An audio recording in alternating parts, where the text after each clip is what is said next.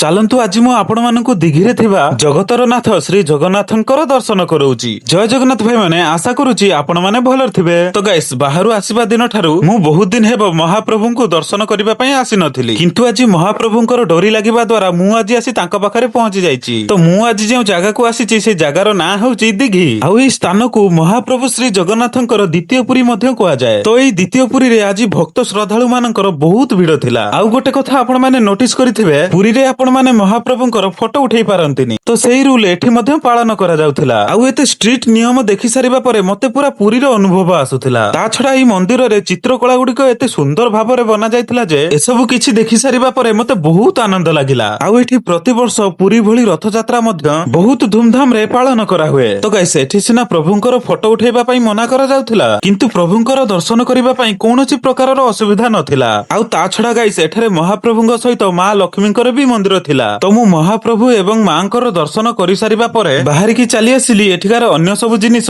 Explore କରିବା ପାଇଁ। ଆଉ ମୁଁ ପ୍ରଭୁଙ୍କର ଦର୍ଶନ କରି ବାହାରକୁ ବାହାରିଛି କି ନାହିଁ, ସାଙ୍ଗେ ସାଙ୍ଗେ ଏଠି ମୋର ଗୋଟେ ଫଲୋଅର୍ସ ଦେଖା ହେଇଗଲା। ତ ଏଠିକାର ସବୁ ଜିନିଷ ଭଲ ଭାବରେ ଦେଖା ଦେଖି କରିସାରିବା ପରେ ମୋର ଟାଇମ ହେଇଯାଇଥିଲା ଘରକୁ ଯିବାର। ତ ଗାଇସ୍, ଆପଣ ମାନେ କେବେ ଦିଘି ବୁଲିବା ପାଇଁ ଆସିଛନ୍ତି କି ନାହିଁ ମତେ ଟିକେ ଜଣେଇବେ ତି। ଆଉ ଆଜିର ଭ୍ଲଗ ଏତିକି ଥିଲା ଭାଇ ମାନେ, ରହିଲି। ଜୟ ଜଗନ୍ନାଥ।